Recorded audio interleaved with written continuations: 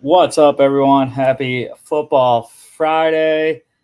Not much going on around the couple leagues in college football, but Logan will be on in a few minutes here, and we will get it rolling. But I'll run through the couple news nuggets here from the USFL, college football, and the NFL.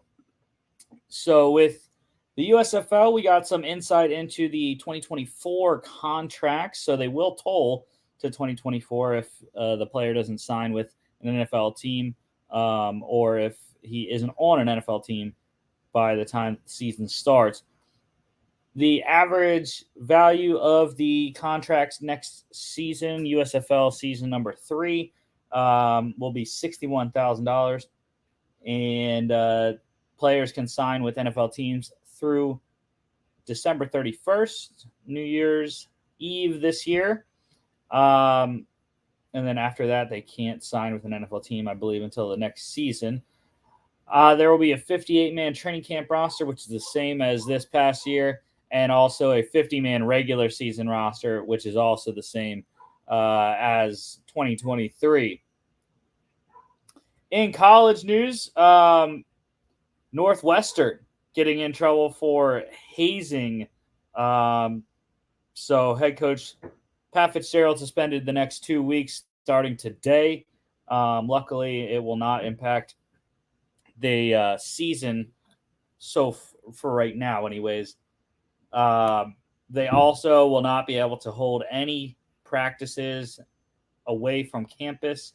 They had been going to Kenosha, Wisconsin, to do some training there, but no longer able to do that. Also, setting up a online tool, that reporting tool, and having a someone to watch the team that does not answer to Coach Fitzgerald there. And we have the first two USFL to NFL guys here, signed contracts. One signed just today, but Cowboys, they signed Stallions kicker Brandon Aubrey, going to compete with Tristan Vizcaino. And then there's another guy in that battle too, I believe, in training camp. But I believe Brandon Aubrey will win that battle relatively easily. Two-time USFL champ, as well as a all USFL selection this past season. So I think Brandon Aubrey have no issues winning that job, and Dallas gets its second USFL star in the 2 seasons of the revamp of the USFL.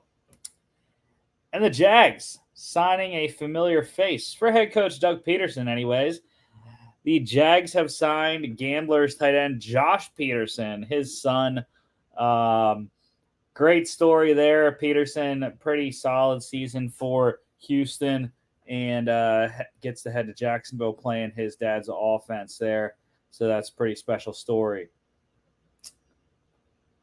And let's roll into what the rest of the show is going to be, the AAC preview, American Athletic Conference. New look this season with 14 teams, 6 teams, I believe, if I count them right, to coming over from Conference USA. 3,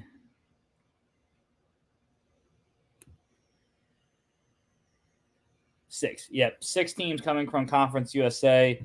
They lost a bunch of teams to the Big 12. Houston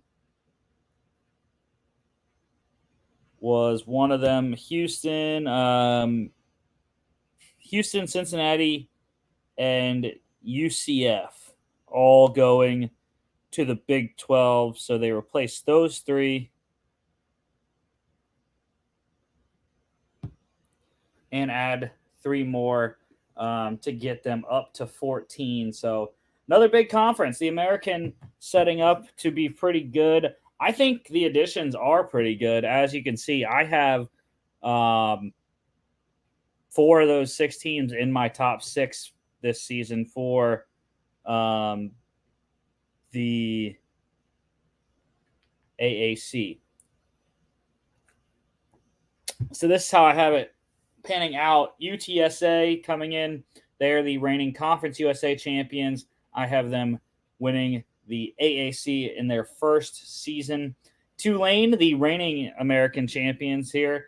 I have them finishing second. FAU comes in. New head coach Tom Herman. New quarterback Casey Thompson.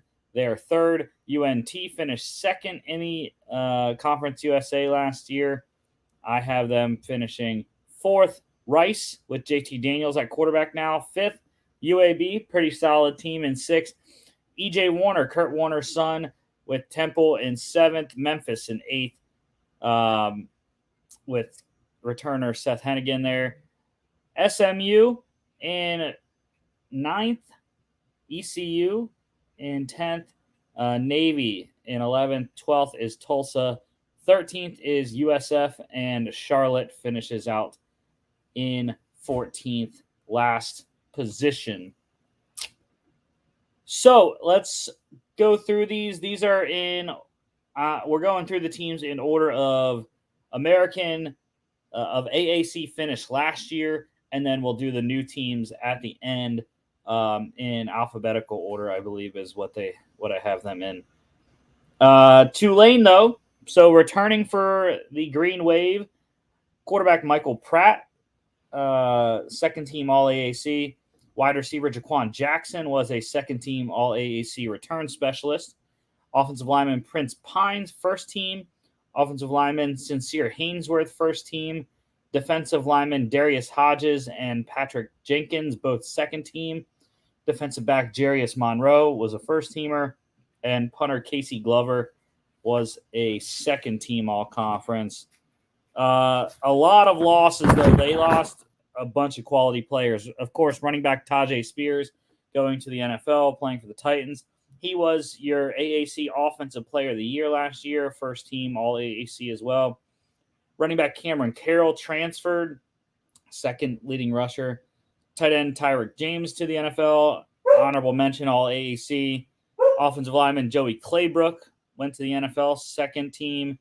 Linebacker Dorian Williams and Nick Anderson going to the NFL.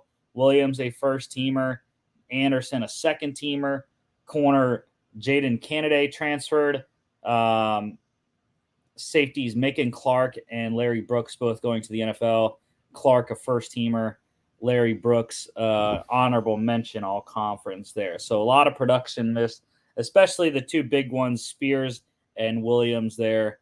Those were the two bigger names of the losses. Key transfers, they got some decent guys here. Wide receiver Dante Fleming comes over from Louisiana. Linebacker Tyler Grubbs, that's the big one. He was excellent for Louisiana Tech. He's going to fill Dorian Williams' shoes pretty much, I think, in the middle of this defense and provide them with some solid linebacker play. Corner A.J. Hampton coming from Northwestern. And safety Cam Pedesclo also coming from Louisiana.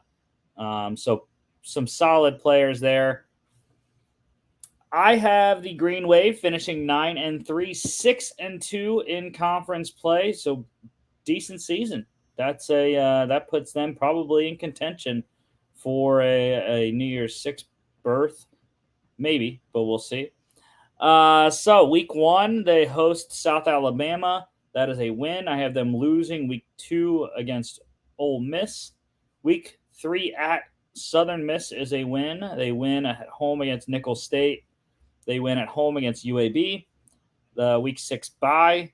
Week 7 at Memphis on a Friday night. They win that one. They win at home against North Texas. They win at Rice. They win at ECU. They win at home versus Tulsa. And then back-to-back losses, their two biggest games, I think, of the season. At FAU, they lose that one, and they lose at home against UTSA. That is how I have them, the Green Wave, finishing the season there. So 9-3, solid season again for Coach Fritz.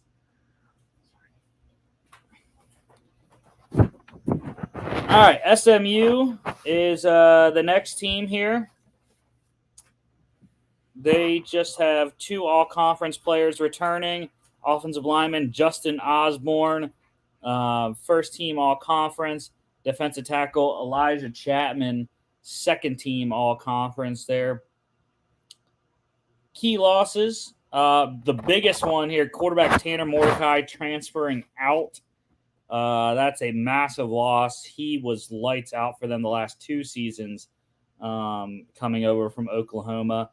But he is gone, as is their top 2 running backs, TJ McDaniel and Trey Siggers, both transferring. Wide receiver Rashee Rice, their number 1 wideout from last season. He got drafted to the NFL, the Chiefs, first team all-conference. They also lost wide receiver Dylan Goffney to a transfer and offensive lineman Jalen Thomas to the NFL. Honorable mention, all AAC last year. A lot of transfers, though, coming into SMU. Quarterback Alex Padilla comes over from Iowa. Running back Jalen Knighton from Miami. Wide receiver Jordan Hudson from TCU. Wide receiver Keyshawn Smith from Miami. Offensive lineman Ja'Kai Clark, also from Miami. A lot of Miami ties here. Offensive lineman Hiron White from Missouri.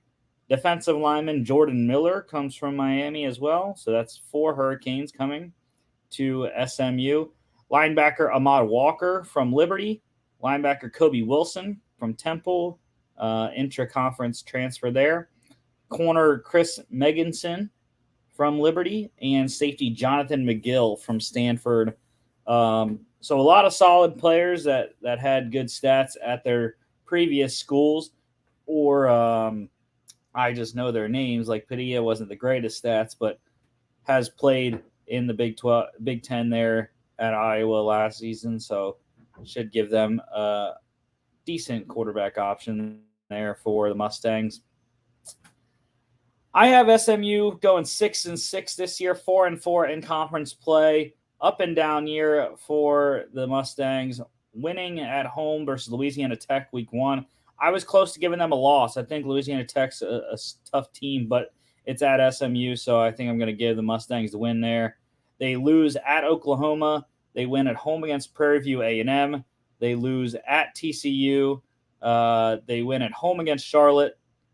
They have a week 6 bye. They lose at ECU on a Thursday night.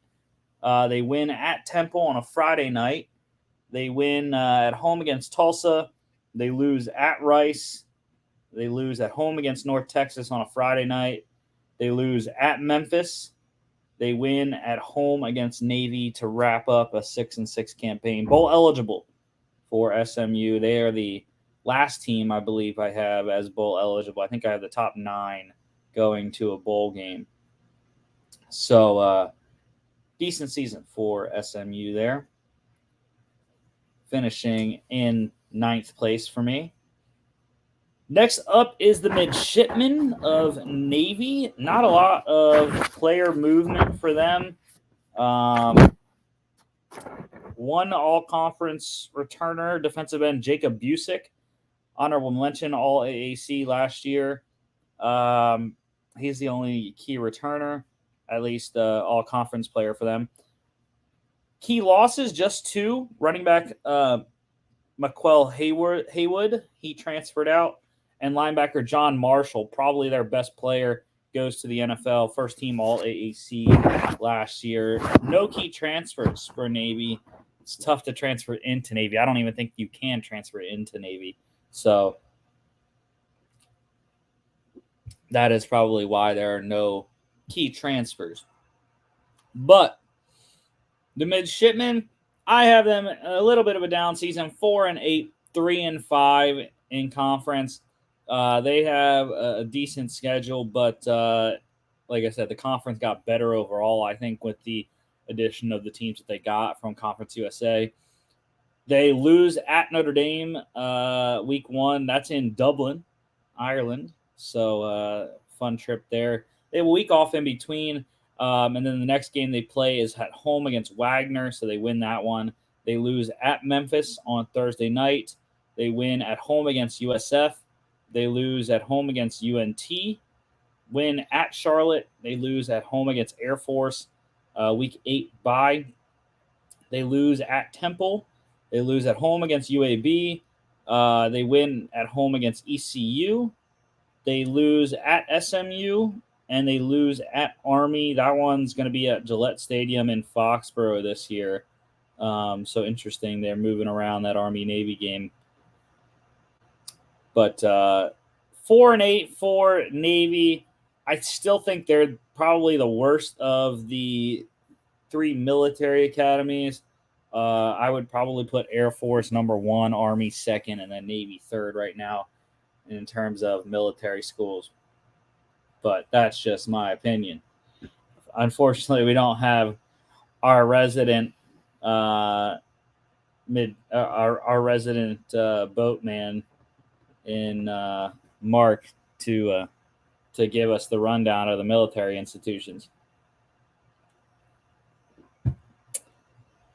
Let's move on to the Pirates. East Carolina, ECU, just one key returner here. No all-conference players returning, but I wanted to put at least one returner for each team. So safety Julius Wood, he was their leading tackler from last season. He will be coming back to ECU. They lost a lot of production, though, just like SMU. Quarterback Holton Ahlers was a 4-year starter for them, I believe. Goes to the NFL. Running back Keaton Mitchell, leading rusher to the NFL, first team all-conference. Wide receiver CJ Johnson, drafted to the XFL. Second team wide receiver Isaiah Winstead to the NFL, honorable mention all-conference. Offensive lineman Avery Jones and Nishad Strother, both transferring. Defensive lineman Emmanuel Hickman transferred. Corner Malik Fleming transferred. He was second team all-conference. Corner Jawan Powell transferred, as did safeties Jaire Wilson and Sean Darceau. So a lot of movement out for ECU. They did get some back, though, however. Running back Gerald Green comes in for Georgia Southern. Offensive lineman Dustin Hall from USF. Offensive lineman Owen Murphy from Akron. Linebacker BJ Davis comes up from South Carolina State. Corner Jonathan Jones comes over from Campbell. Safety Omar Rogers comes in from Elon. Kicker Jerry Rice from VMI. And punter Archer Trafford from Mississippi State. So a lot of FCS to FBS moves there for most of their transfers here with ECU. But hoping that those guys can take the next step up and play at the FBS level highly like they did at the FCS level. I know specifically the stats were very solid for all three of the 4 FCS guys: BJ Davis, Jonathan Jones, Omar Rogers. Their stats from last season and even the last 2 seasons for 1 or 2 of them were pretty nice. So they're getting some good players from the FCS ranks coming up to ECU. What's up, Logan? Hey, dude, how you doing? Good, man. Just Nice. in the beginning of this 14-team gauntlet that we got with the AAC this year. Yeah, it's going to be an interesting conference for sure. Yeah, so I mentioned already that I'm going through them. Obviously, this is how I have it. It's shaking out there, but I'm going through how the AAC finished last year. That's the teams, how we're going through the teams. And then we'll go through the newcomers to the conference at the end after we finish all the incumbent teams. But yeah, Tulane, I had 9-3, 6-2 in conference. Then SMU, I had 6-6, 4-4 in conference. Navy 4-8, 3-5 in conference. And then I had I was just about to get to ECU's schedule here. Nice. So, yeah, of those teams, I think I'm the most high on Tulane. I think they have enough guys returning. that they can still be really effective in this conference. And I have them as kind of the favorite to come out of the American. Yeah, I agree. Definitely, since have them second place there. Looking at ECU's schedule here, I have the Pirates going 5-7, 4-4 in conference. Starts off pretty rough. I have them starting 0-3. They lose at the Big House at Michigan.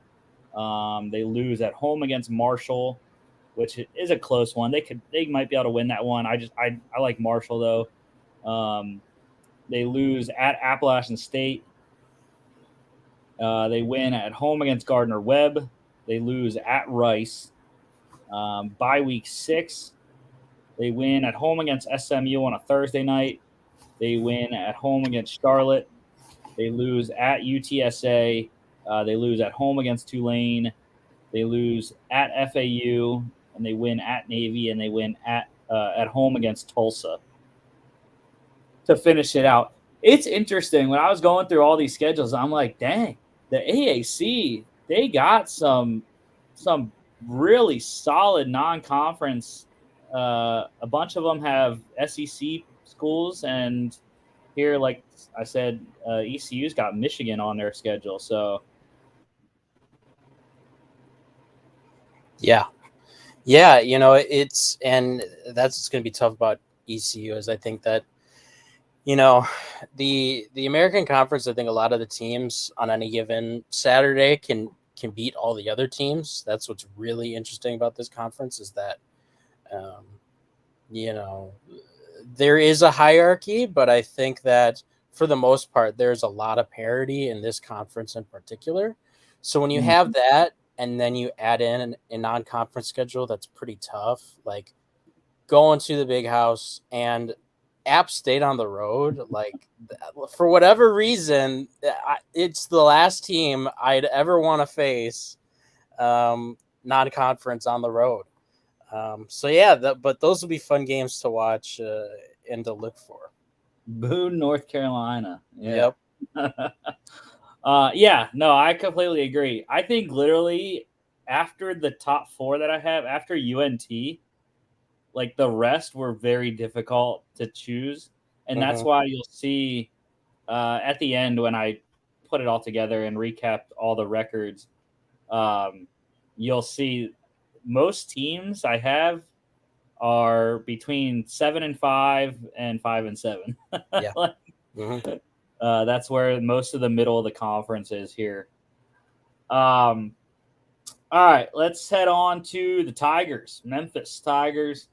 Couple key guys returning here. Quarterback Seth Hennigan returns for another year, so that's stability at quarterback. That's pretty much one of the reasons why I have them finishing 8th, even though that's not very high. But from what they're facing the other teams, I think 8th is pretty solid for them. Defensive lineman Jalen Allen, honorable mention, all AAC, as was defensive back Davion Ross. But they lost a lot. Just like I already talked about with SMU. SMU lost a ton. And I think the other team that I already went through that lost a lot, Tulane lost a bunch. I don't think, not as much as SMU, though. SMU was definitely the most decimated team, I think, when I went through all of them. But Memphis was pretty close. Running backs Asa Martin and Rodriguez Clark both transferred, as did wide receivers Eddie Lewis and Javon Ivory. Tight end Caden Priestcorn transferred, second team All AAC. I think that was the biggest one that they lost to transfers. Priestcorn, solid tight end there. Defensive lineman Cameron Jackson transferred. Linebacker Xavier Cullens to the NFL, second team all conference. Safety Quindell Johnson to the NFL, first team all conference. He was the biggest one that they lost to graduation / the pros. And then corner Tyon Davis to the NFL, honorable mention, all AAC. By the way, when I say NFL for some of these guys, not that they got drafted, not that they're on an NFL team, just that they're not with the school anymore. They're graduated, whatever. I just didn't feel like writing graduated for guys that aren't on that NFL roster. But yeah, no key transfers though for Memphis that I found. They did not get any guys that had good stats at their previous school. Do you have anything on Memphis before I run through the schedule? Yeah, sure. Memphis is an interesting case because we're talking about a team that was one of the better group of 5 teams over the past decade. But since Norvell's left, it's been a little touch and go. They've been kind of middling. So, and the conference is only getting bigger and better, in my opinion, even with the losses of Cincinnati, Houston, and all those teams. So yeah, I mean, it's going to be interesting to see if they can separate. Yeah, it's I liked them a lot last year, but they finished. Let me see. It's really weird that ESPN they have the current schedules for this year, but they still have the standings of last year. So, yeah, Memphis finished 4th to last, 7-6, 3-5 conference play. But yeah, I liked them a lot last year. Tough conference though. I have them worse than that this year, for sure. 4-8.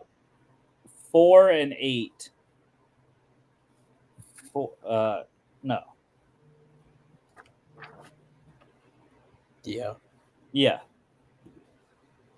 I think 4-8 is where I have them. Oh wait, no, never mind. I got my page is screwed up here. So, anyways, going back to the losses, one more loss. Tyon Davis was not lost from Memphis. Kicker Chris Howard to the NFL, first team All AAC. They did get some transfers. My bad. Running back Blake Watson, they got from Old Dominion. Wide receiver Demir Blankumsey from Toledo. Wide receiver Towski Dove from Missouri. Linebacker Chandler Martin from ETSU. His stats were excellent. He was awesome at ETSU. I believe he was, if I'm remembering from what I looked, because I looked at a lot of stats, but as far as I remember, 101 tackles last year total, solos and assists combined. So, great player to get from FCS play. They got safety Tyron Taylor from Colorado, safety Simeon Blair from Arkansas, and punter Reed Bauer from Arkansas as well. 6-6. So I have them right along where they were last year. 4-4 conference play. Start out 3-0. They win at home against Bethune-Cookman. They win at Arkansas State. I was thinking about putting that one as a loss. I know Arkansas State, at least they used to be pretty solid. I don't think they have been the last couple, but they win at home against Navy on Thursday night. Week 4, they lose at Missouri, so there's another SEC opponent. They lose at home against Boise State. Week 6 bye. They lose at home against Tulane on a Friday night. They lose at UAB. They lose at North Texas. They win at home against USF. Win at Charlotte. They win at home against SMU, and they lose at Temple to end the year. 6-6. Make a bowl. Do the Memphis Tigers. Duke's Mayo Bowl bound. There you go. That's the grossest thing I watch every year. Yeah, I think the key for Memphis in looking at the schedule is really going to be that week 4 to week 7 stretch. I think they can handle their first 3, but that mid-season stretch there is really tough. Mhm. SEC team on the road, Boise State team, who usually is one of the more competitive group of 5 teams, and then obviously Tulane, who's the reigning champs. So I think that's going to kind of define their season. If they can steal like one or more of those, of that 3, I think they'll be in pretty good shape. That could get frisky week 7 there. That's a Friday night game against Tulane in Memphis, Tennessee.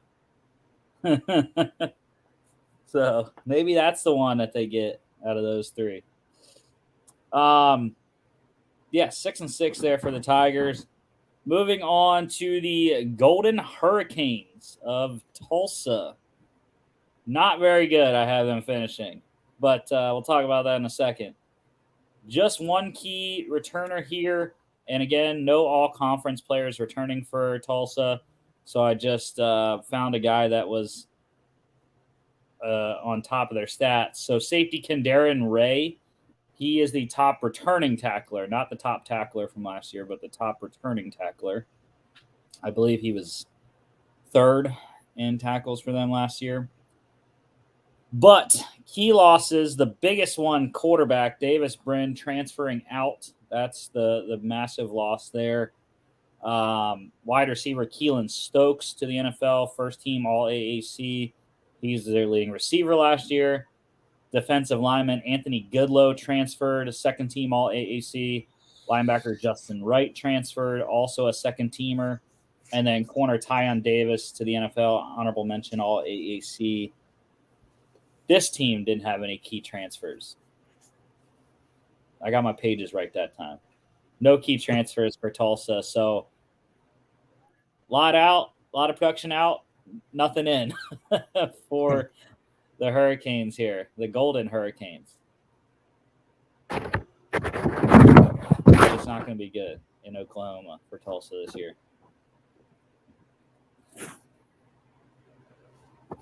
Because I have them going 4-8. 4-8, 2-6 in conference play. They win at home against Arkansas Pine Bluff on a Thursday night, week 1. They lose at Washington. They lose at home against Oklahoma. They're going to get smoked, both of those games. But those 2 offenses themselves are just crazy. They win at NIU. I was thinking about giving them a loss on that one. NIU's tough MAC team. They lose at home against Temple on a Thursday night, week 5. Week 6, they lose at FAU. By week 7, they win at home against Rice on a Thursday night, week 8. Lose at SMU. They win at home against Charlotte. They lose at Tulane. They lose at home against UNT. And then they lose at ECU to finish the season up. What do you think about Tulsa? Yeah, I think they're in a tough spot. I mean, I think you said it. I mean, and we're seeing a theme here with some of these teams that we just talked about, is that this non-conference schedule is kind of brutal. Especially, I think the Washington game. Honestly, Washington, I think, has a really good chance to compete for the Pac-12 chip. They got a really good squad. I'm excited to see, what Michael Penix does. And yeah, I mean, I don't see them winning against Oklahoma, and I don't. And like you said, I mean, I think they could easily lose on the road at NIU. So anytime, and that's right in the beginning of the season. So anytime you have a tough start and you're potentially facing 0-4, 1-3, the odds are that you're not gonna. It's gonna be tough to turn it around. So yeah. Yeah, like I said, Rusty's Huskies, man, at NIU, they get Nice. They get frisky. They get more frisky when it comes to action later in the season, but early on, maybe not so much. Before we head on to Temple, I want to take a break for some XFL news. The Vegas Vipers have a new head coach. It is Giants assistant special teams coordinator Anthony Blevins. Wow. I have no knowledge of Anthony Blevins. Sounds familiar, but good for him. Mm-hmm. He got a little afro going on. I think so. It looks a little bit. He looks kind of like Ed Reed, to be honest. You put some sunglasses on him and grow his beard out a little more. He kind of looks like Ed Reed. And maybe the hair needs to get a little bit crazier. Ed Reed's hair is a little wild, but yeah, congrats to Coach Blevins there, getting a head coaching opportunity. Okay, let's go to Temple. So Temple is interesting. I believe in this Temple Owls squad. Now Temple hasn't been good since 2013, maybe. Like that when I was back when I was thinking about going to Temple. So yeah, they have not been good for quite a while in Philadelphia. But I think they're going to be all right this year. It's one guy. It's the first guy on the key returners, which there's only 2 key returners. But quarterback EJ Warner, he was the AAC Rookie of the Year last year. Kurt Warner's son didn't. I believe he didn't start the season as the starter, but became the starter. And I don't remember how many games he started, but I believe it was a good portion, at least half the season. And his development is why I like the Owls this year. That's it. EJ Warner, that's my guy. But their other all-conference returner, linebacker Leighton Jordan, second teamer. 2 key losses. Defensive lineman Darian Varner, first team all-conference. And linebacker Kobe Wilson transferred out. They did bring in another EJ, though, so they'll have EJ and EJ in the backfield. Running back EJ Wilson comes over from FIU. And then wide receiver Dante Wright from Colorado State comes over as well. Those are the 2 key transfers that the Owls got. But you like EJ Warner? I can't say I'm familiar with the EJ Warner bandwagon. But yeah, I mean, I think that I think the loss of Darian Varner is going to be a big deal. But you know, in looking at this schedule, which I know we'll get to here in a sec, like I think there are definitely some winnable games here, and I think it's a pretty manageable schedule for Temple. And you know, why not? Let's turn the tide here. Yeah, so 7-5 is what I got them going. Finishing 7th place there in the conference, right in the middle. 5-3 in conference play. They start off, they win at home against Akron, one of the worst MAC teams that there are, one of the worst teams in FBS probably. They lose at Rutgers. That was one I was close. I was close to picking, but it's in Newark. It's not in Philly. It's in Newark, so they'll take the bus up there and lose that one. They win at home against Norfolk State. They lose at home against Miami. And then conference play starts. They win at Tulsa on a Thursday night. They lose at home against UTSA. They lose at North Texas. They win at home against SMU on a Friday night, late bye week 9. And they go 3-1 after it. Win at home against Navy. They win at USF. They lose at UAB, and they win at home against Memphis. So, yeah, I like it. Yeah, like I said, I think it's a manageable schedule. I think Akron's definitely one they can win. I think, Rutgers, I think they can keep it close.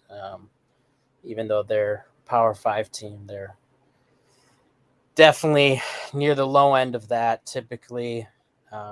Yeah. Yeah, I think it was just the Big Ten thing and being away game. The deciding factors on the loss there for me.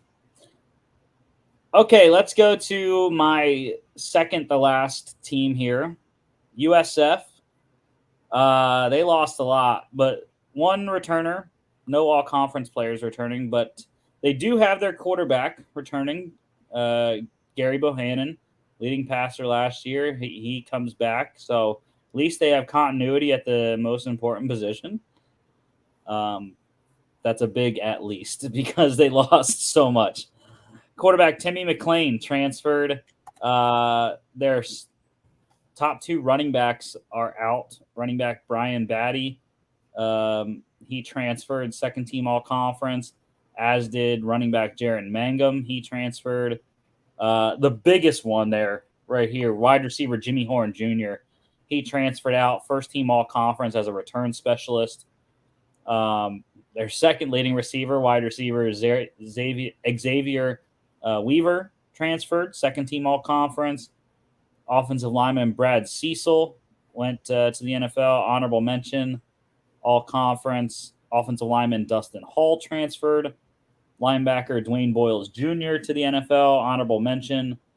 Linebacker Antonio Greer transferred, as did linebacker Devon Hicks, and kicker Spencer Schrader, all transferred out.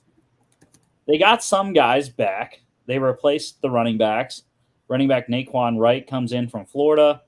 Running back Dominic Ganella comes in from North Dakota State.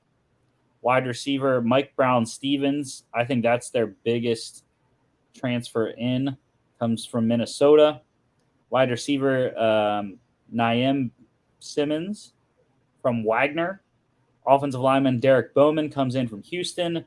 And I think he might tie Brown-Stevens there, actually, as their biggest transfer. Defensive lineman Emmanuel Hickman comes over from ECU, very productive for the Pirates last season.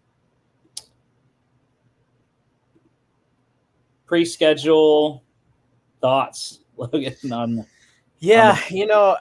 intrigued by Gary Bohannon, for sure. I thought he had some bright spots definitely when he was at Baylor.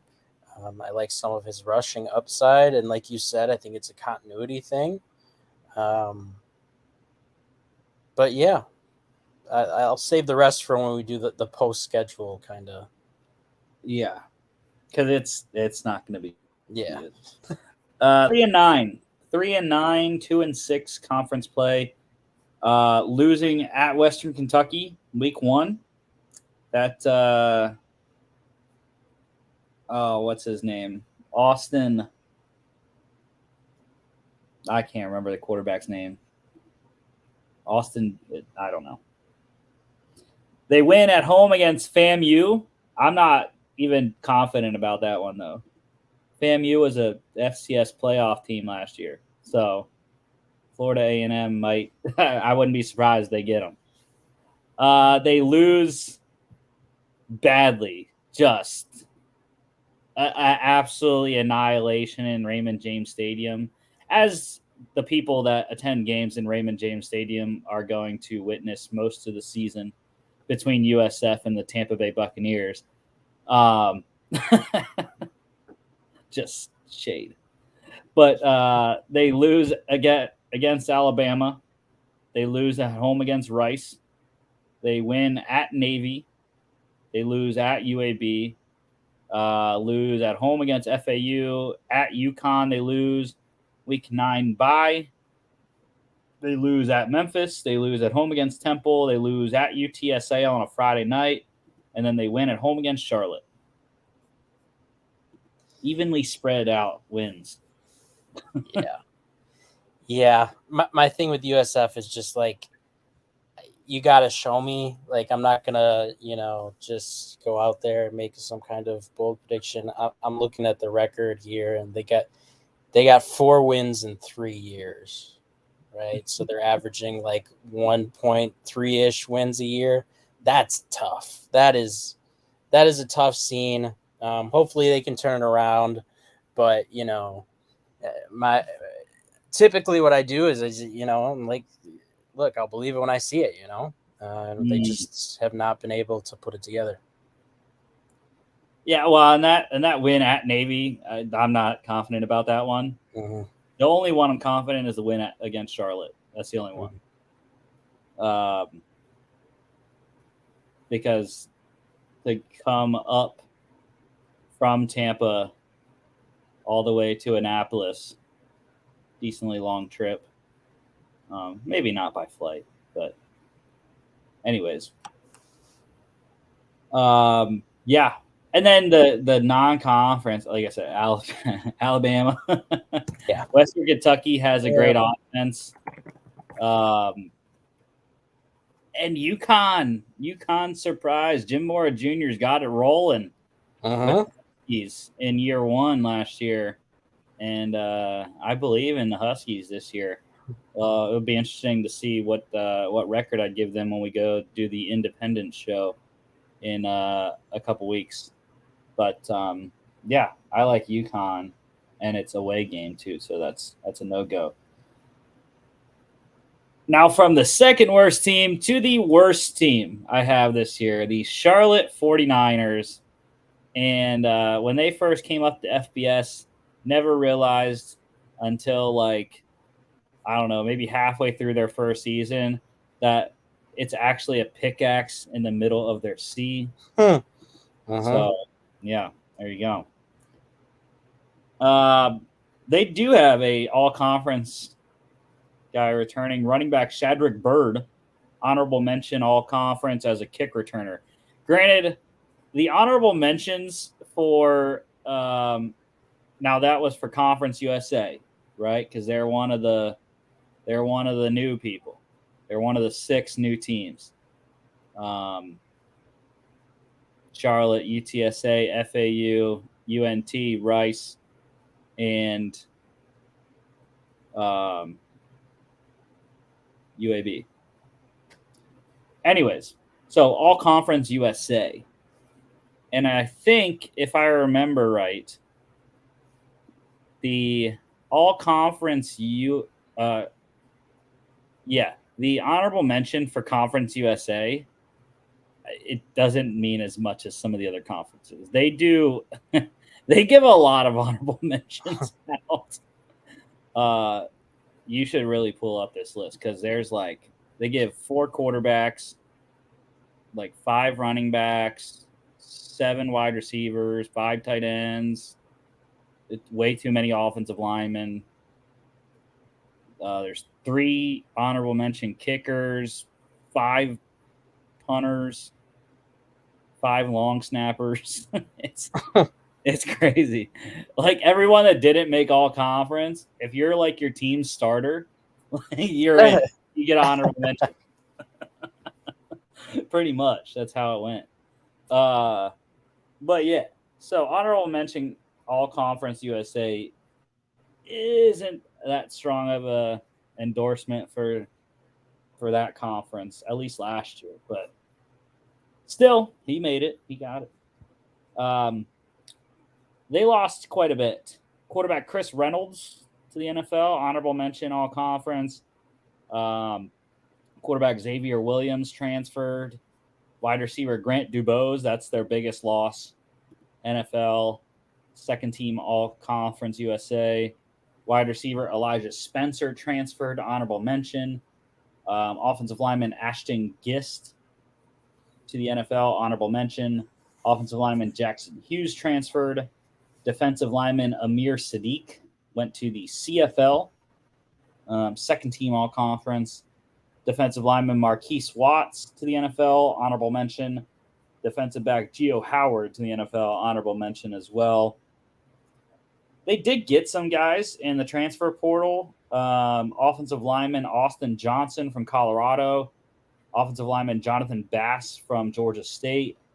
The most impactful one, I think, is going to be linebacker Nikai Hill-Green coming over from Michigan. I think that's going to be their biggest transfer.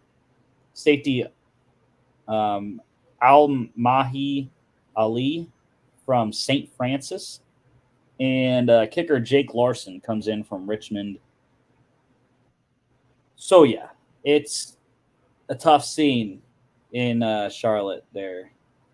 Yeah.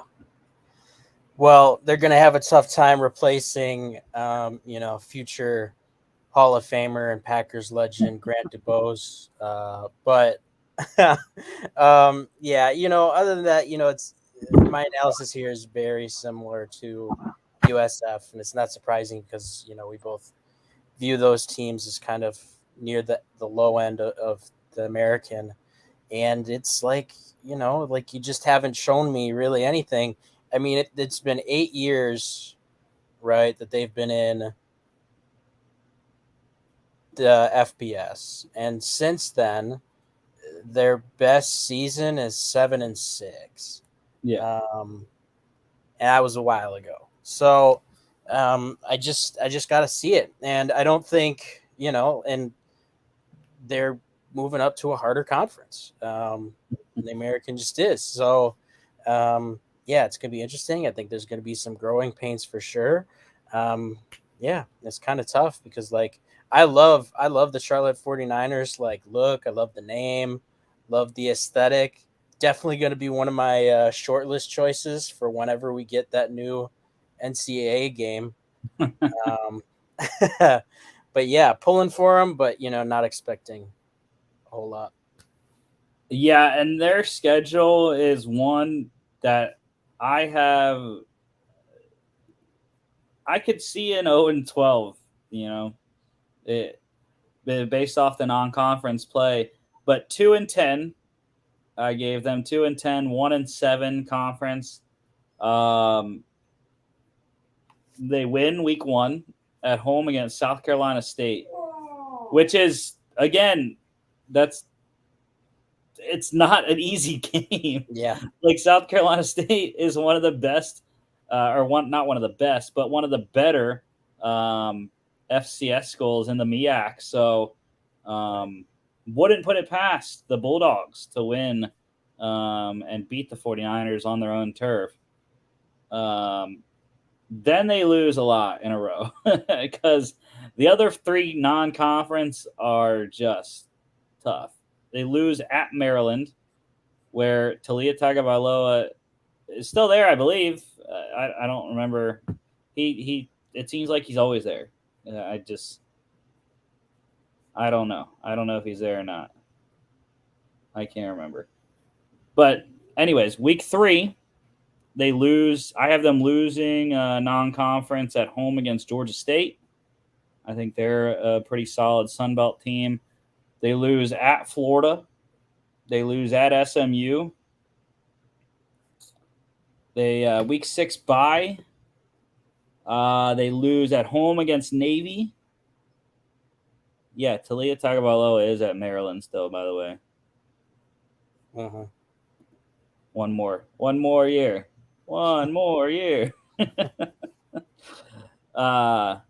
They lose at ECU. They lose at home against FAU on Friday night.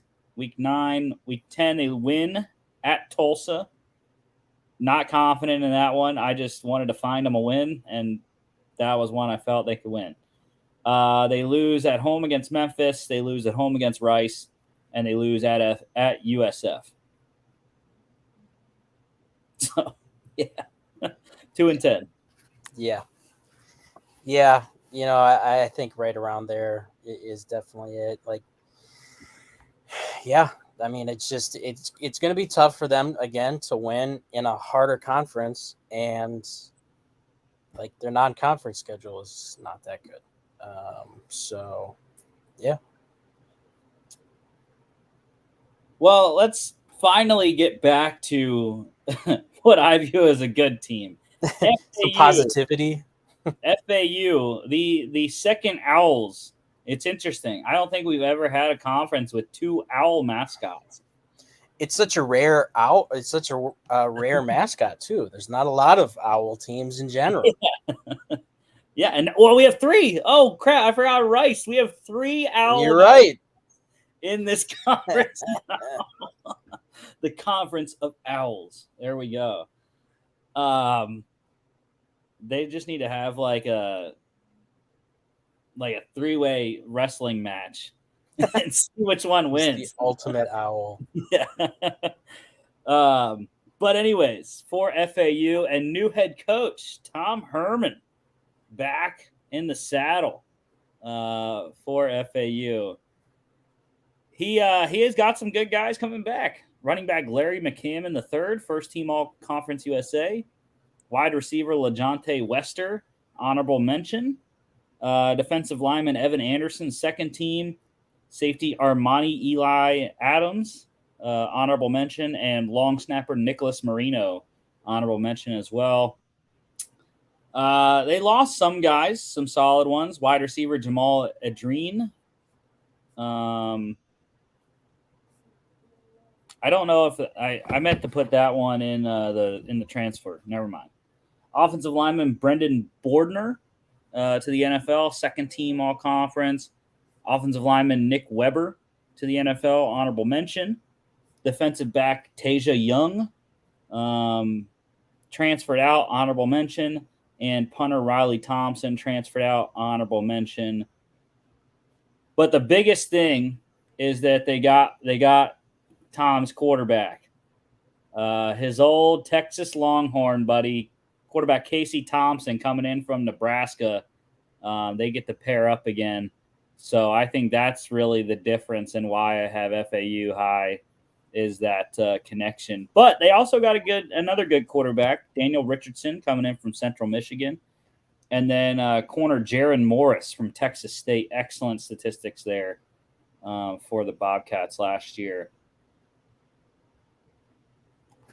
Yeah, that's interesting. I didn't even know that Thompson had transferred there, which is interesting. Yeah. That's, like I said, the biggest reason why I like FAU this year. An 8-4. 8-4 gets it done in third place for me. 6-2 in conference play. Their non-conference, I have them going 2-2. Winning at home against Monmouth.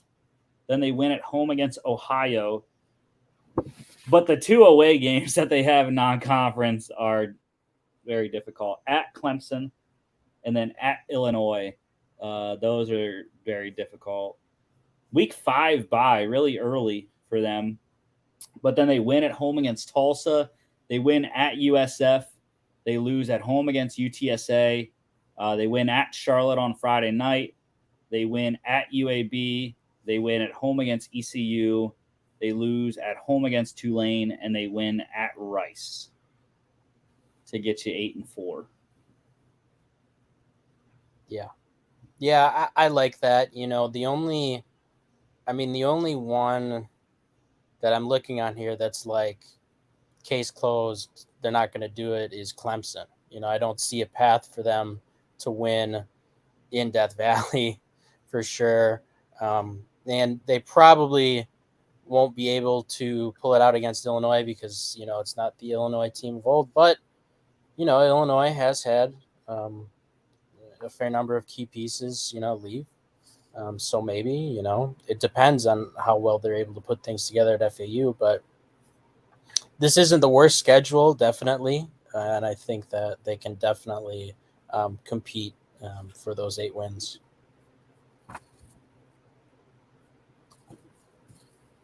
Yeah. So third place finish for me. It's a pretty solid bowl, I think, for what I deem to be the number 1 Owl team this year in AAC play. Let's go to North Texas, another newcomer here. They have a lot of acronyms in this conference. FAU, UTSA, UNT, UAB, SMU, ECU, USF. 7 acronyms. I'm just blurting out random facts as we go along, like the Owl. I like it. But UNT here, the Mean Green is what they're called, which is interesting. Key returners, wide receiver Kalen Horton, first team All Conference USA as a kick returner. Defensive lineman Mazen Richards, second teamer. Corner Ridge Tejada, first team. Safety Logan Wilson, honorable mention, not the Bengals linebacker Logan Wilson, but long snapper JP Hadley, honorable mention, all conference as well. And they lost a lot from a team that finished second in Conference USA last year. Quarterback Austin Allen, the biggest one, goes to the NFL, honorable mention, all conference.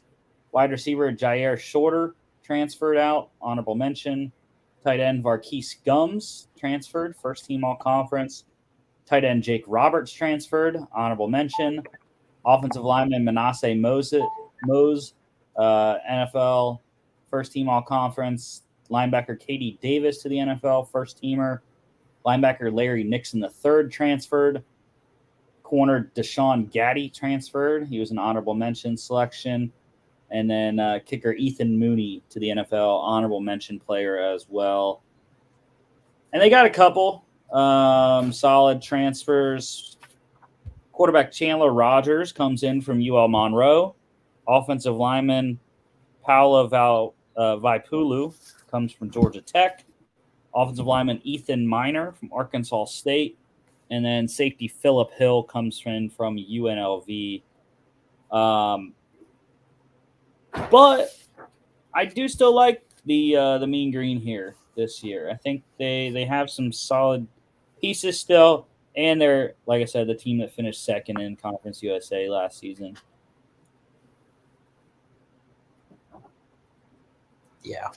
Yeah. My big thing for these Conference USA teams is just to see how they adjust. The only team that I necessarily have high expectations for is UTSA, the Roadrunners, because of how well they played last year and some of the continuity they have with that team,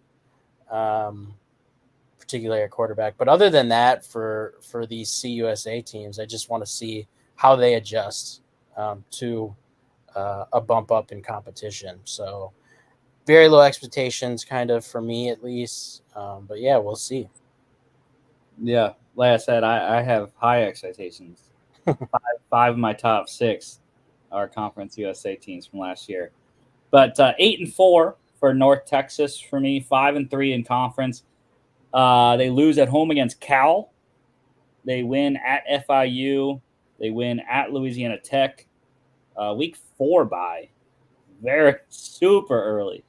They win at home against Abilene Christian, win at Navy, win at home against Temple, lose at Tulane. They win at home against Memphis.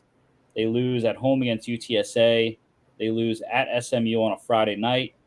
They win at Tulsa. They win at home against UAB. I think it's a very nice schedule for UNT this year, especially non-conference. Cal's their hardest opponent.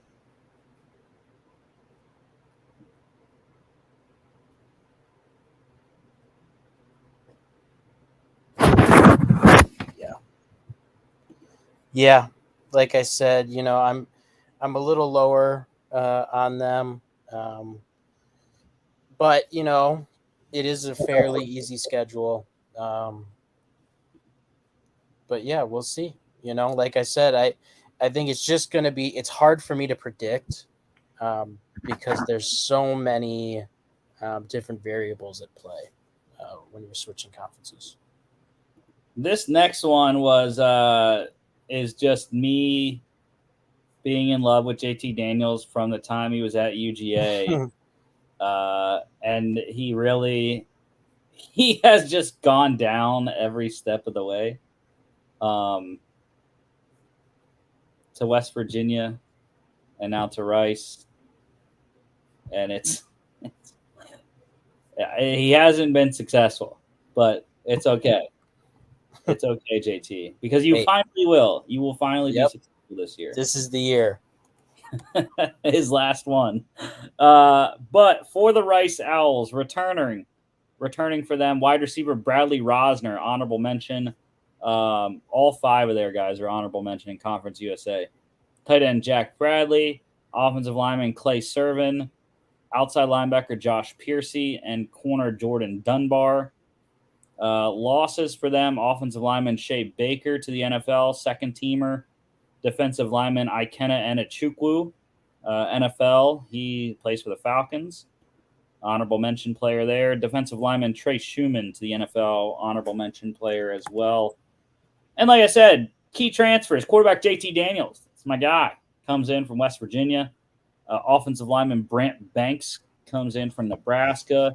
And defensive lineman Coleman Coco from Colgate. The Triple C. From the richest school out there.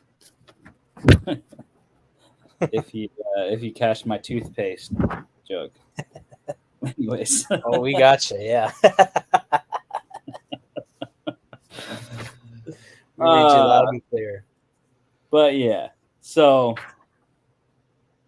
I like the Rice Owls because of JT Daniels, and I like them so much that I gave them a 7-5 record this year.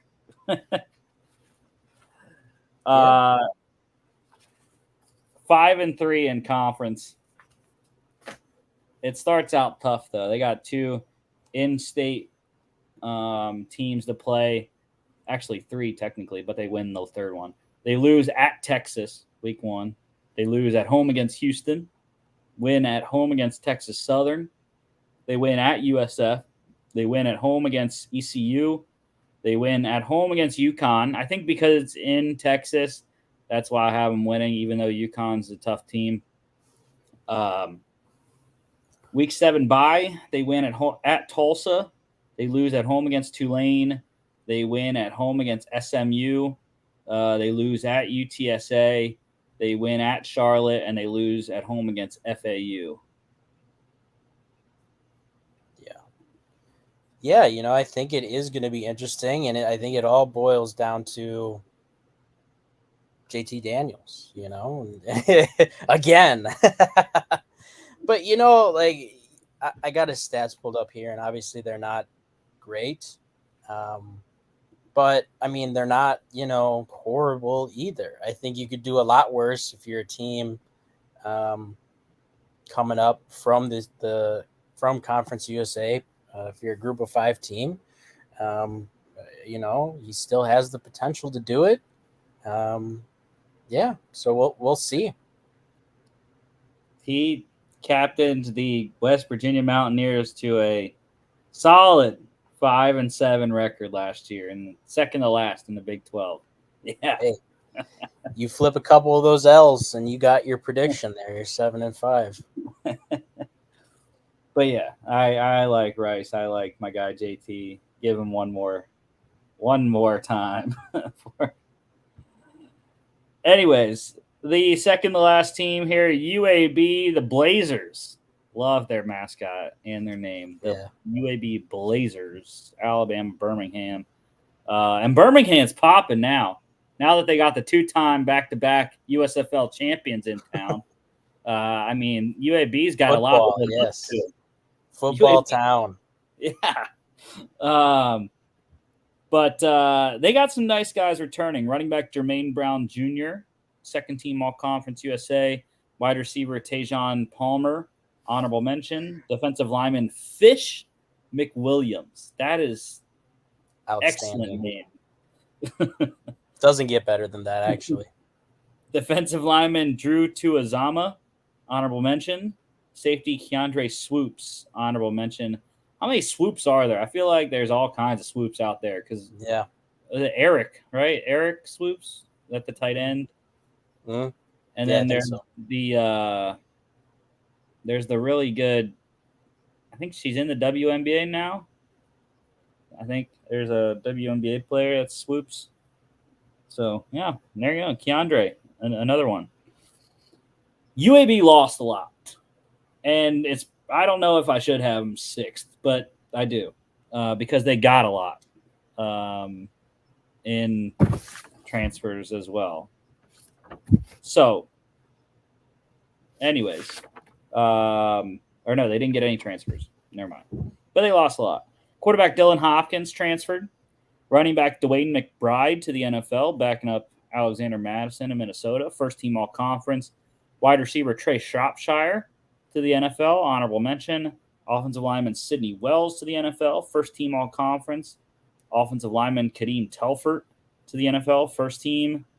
Offensive lineman Will Reichard to the NFL, second team. Offensive lineman Quincy McGee transferred out, second teamer. Offensive lineman Matthew Traherne to the NFL, all honorable mention. Defensive lineman Isaiah Forte to the NFL, honorable mention. Linebacker Noah Wilder to the NFL, first team. Linebacker Tyler Taylor to the NFL, honorable mention. Corner Starling Thomas V to the NFL, first teamer. Defensive back Grayson Cash to the NFL, second teamer. Defensive back Jalen Key transferred out, honorable mention. Punter Kyle Greenwell to the NFL, honorable mention. And long snapper Cole Kazaya to the NFL, honorable mention. And I mentioned no key transfers for the Blazers. So maybe I shouldn't have put them sixth, but that's just how their record shakes out whenever I did their. Yeah. I mean, looking at the schedule, and we'll get into it, obviously, the schedule's not super hard. Mm-hmm. So I think that definitely plays a factor. For me, anytime you have turnover like that, especially in college football, like it's going to be tough. Continuity is the name of the game for me. Unless you already have a change of the guard and then also supplement it with the transfer portal. But this is mostly a lot of key losses. The one promising thing is that obviously it's unfortunate that they lost Dwayne McBride, who's a super dynamic back, but they have still an all-conference guy who's going to be able to carry the rock for them. So, yeah, I think the biggest thing when I look at it now, when I take a second step back and look at it, they lost 5 all-conference offensive linemen. Yeah. I'm going to love looking back at this at the end of the season. UAB's finishing like just above Charlotte. But anyway, 7-5 for the Blazers. I have them 5-3, same record as Rice. But like you said, the schedule is not terrible. They win at home against North Carolina A&T on a Thursday night, week 1. I have them losing at Georgia Southern. Georgia Southern, really tough Sun Belt school, especially having to go to Statesboro, Georgia. It's a tough place, as my guy Alex would know. What they win at home against Louisiana. I was close to giving them a loss because, again, Louisiana, another excellent Sun Belt team. They lose at UGA. Just hoping UGA doesn't lay an egg like they did against Kent State last year. That was a little troubling for a second. They lose at Tulane. They win at home against USF. They lose at UTSA. They win at home against Memphis. Week 9 bye. They win at home against FAU. Win at Navy. Win at home against Temple. They lose at UNT. So that FAU game is the upset there of the season for them, pretty much. So that's how you get to 7-5 for the Blazers.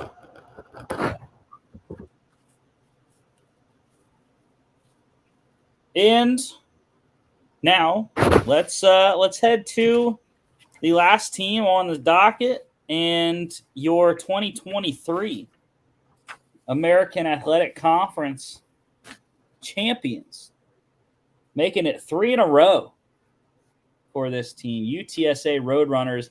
It'll be 3 conference championships in a row, 2 Conference USA, 1 AAC.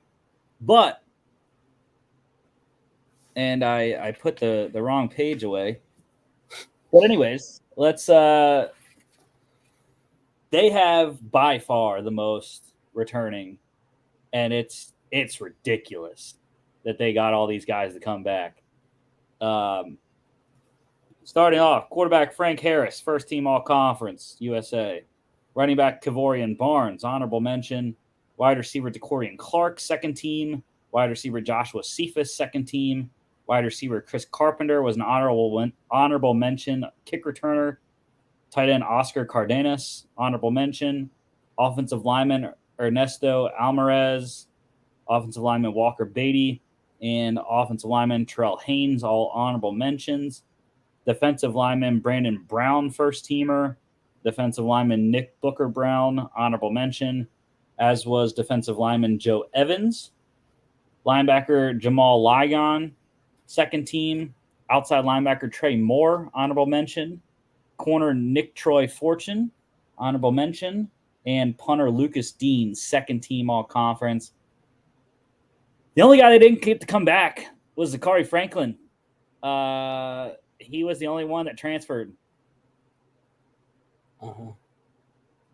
All the rest of the guys that they lost from their team last year went to the NFL. So they lost running back Brendan Brady. He was an honorable mention. I mentioned Zachary Franklin, the wide receiver, transferred to Ole Miss, first team All Conference.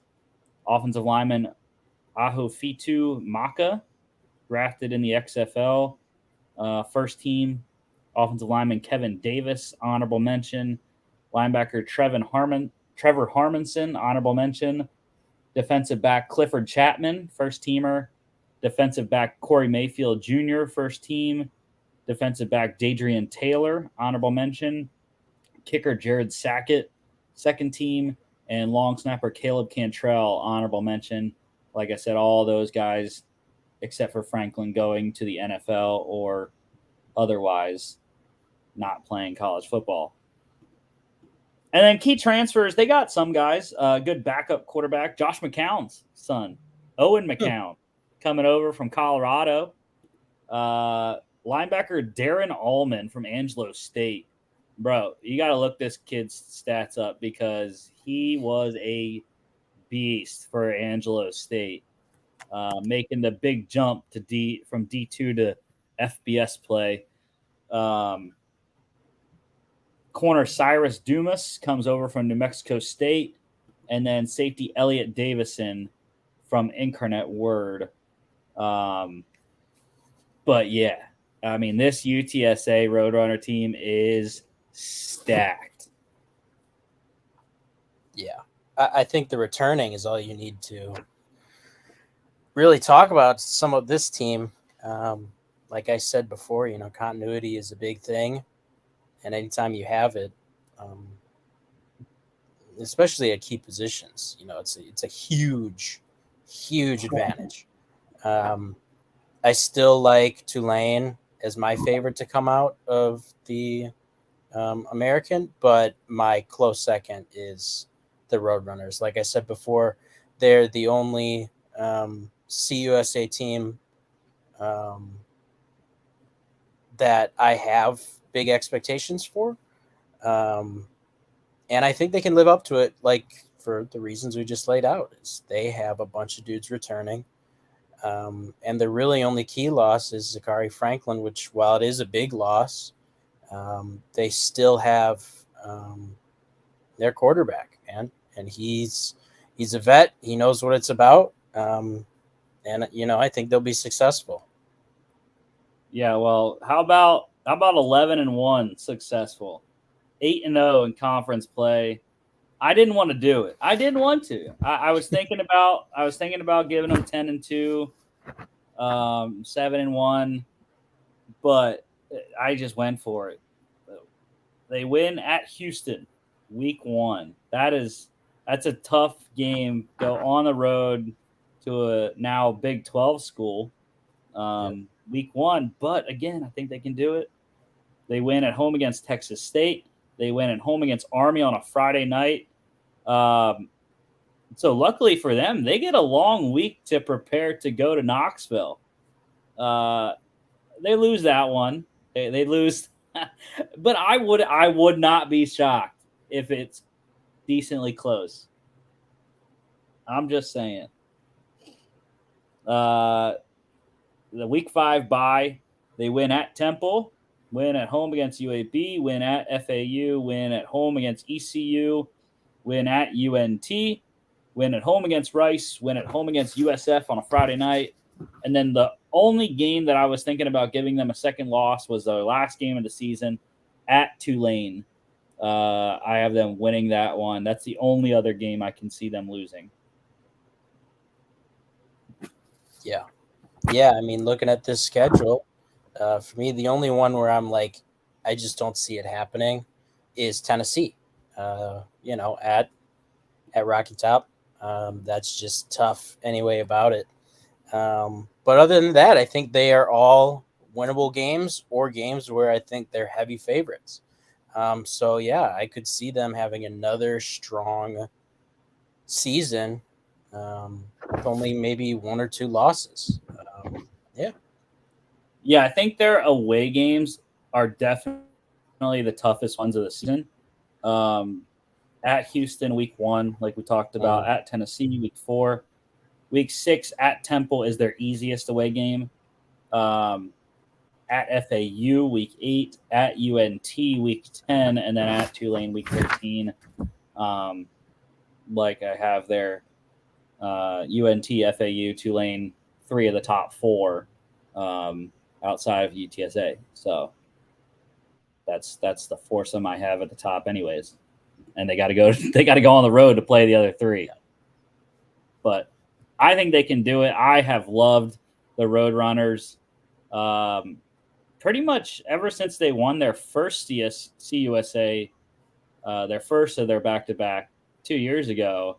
I just fell in love with this team, and I mean, they're fun. Frank Harris is dynamic as it gets at quarterback, and the receivers, even without Zachary Franklin, I mean, I've watched DeCorian Clark and Joshua Cephas do it by themselves anyway, so I don't think they're going to have an issue.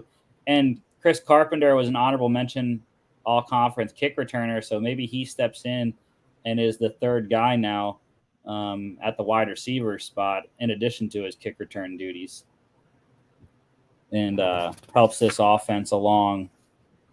But yeah, I absolutely love the Roadrunners. So to recap, I have UTSA at the top, 11-1, 8-0 in conference, 9-3 for the Green Wave of Tulane, 6-2 in conference, 8-4 for the FAU Owls in third place, 6-2 conference record, 8-4 as well, but 5-3 in conference for the North Texas Mean Green. 5th place goes to the Rice Owls, 7-5, 5-3 in conference play. Next up is 7-5, 5-3 conference record for the UAB Blazers. In 6th, 7th is also a 7-5, 5-3 record, the Temple Owls. Memphis Tigers are your 7th place or 8th place team, 6-6, 4-4 in conference. Same record in overall and conference play goes to the SMU Mustangs in 9th place. The ECU Pirates in 10th, 5-7, 4-4 in conference. And then I have the Navy Midshipmen in 11th place, 4-8, 3-5 in conference play. Tulsa Golden Hurricanes in 12th there. I believe I had them. Did I say 4-8? I think I had 4-8 for them as well. 4-8, 2-6 in conference, though, I think. And then 3-9 for the USF Bulls, 2-6 conference play. And then the Charlotte 49ers finishing out 2-10, 1-7 conference record there. that is a show for today. It's pretty solid, almost right about an hour and a half. Next Friday I'll be in NYC, so be doing a show from there. We'll be talking Big Ten. We'll do Big 12 on Tuesday, and then we'll talk about the Big Ten on next Friday. I'm very intrigued with that conference. It's going to be something else this year. Yeah. And, my Nittany Lions are coming for the crown. Just saying. But don't forget to follow us on all our social media at FAA Podcast on Instagram and Twitter. FAA_bets there as well on Twitter. FAApodcast.com is our website. You can check us out here, Facebook, YouTube, Twitter, live stream. And then on the sound, you can go to Spotify, Apple Podcasts, iHeartRadio, and TikTok.